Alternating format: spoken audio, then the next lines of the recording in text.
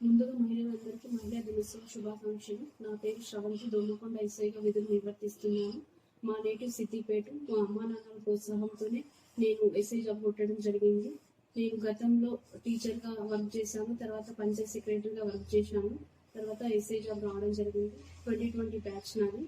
గతంలో నేను సిద్దిపేట 1 టౌన్లో వర్క్ చేశాను, తర్వాత కామారెడ్డి టౌన్లో వర్క్ చేశాను, షీటింగ్స్లో కూడా వర్క్ చేశాను.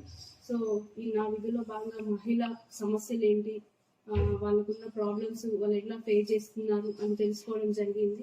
తర్వాత నేను ఈ కొన్ని అవగాహన కార్యక్రమాలు కూడా వాళ్ళకు నిర్వర్తించడం జరిగింది. షీటింగ్లో వర్క్ చేసినప్పుడు అయితే కొన్ని స్కూల్స్కి వెళ్ళి మహిళలు కొన్ని సమస్యలు ఏంటి, నెక్స్ట్ అవగాహన కార్యక్రమాలు నిర్వర్తించడం జరిగింది. తర్వాత ఇక్కడ ముందుగా మహిళా సాధికారత ఏర్పరచుకోవాలి. అదే విధంగా అంటే మహిళలు ప్రతి విషయంలో తమకంటూ ఒక సొంత డెసిషన్ తీసుకోవాలి. వివాహం విషయంలో కావచ్చు, ఏ విషయంలో అయినా సరే వాళ్ళు సొంతంగా డెసిషన్ తీసుకోవాలి. ఒకప్పుడు అయితే మహిళలు వంటింటికి పరిమితం అయ్యేవారు, కానీ ఇప్పుడు అలా కాదు. ప్రతి రంగంలో మహిళలు ముందున్నారు. విద్య, ఉద్యోగం, రాజకీయం, బిజినెస్ అన్ని రంగాల్లో ముందున్నారు. ఉన్నత శిఖరాలను పురుషులతో సమానంగా అధిరోహిస్తున్నారు.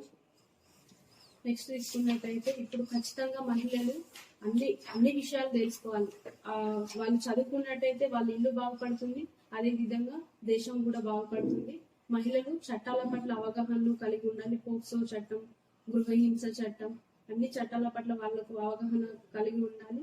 వాళ్ళు ఏదైనా ప్రాబ్లం ఫేస్ చేసినట్టయితే నిర్భయంగా పోలీస్ స్టేషన్కి వచ్చి వాళ్ళ సమస్యలు తెలిపినట్టయితే మేము ఖచ్చితంగా సహాయం చేస్తాము. నెక్స్ట్ ఈ మహిళా సాధికారతకు ప్రతి ఒక్కరు కృషి చేయాలని కోరుకుంటున్నాను. వేటు న్యూస్ ద్వారా మహిళలందరికీ మరోసారి మహిళా దినోత్సవ శుభాకాంక్షలు.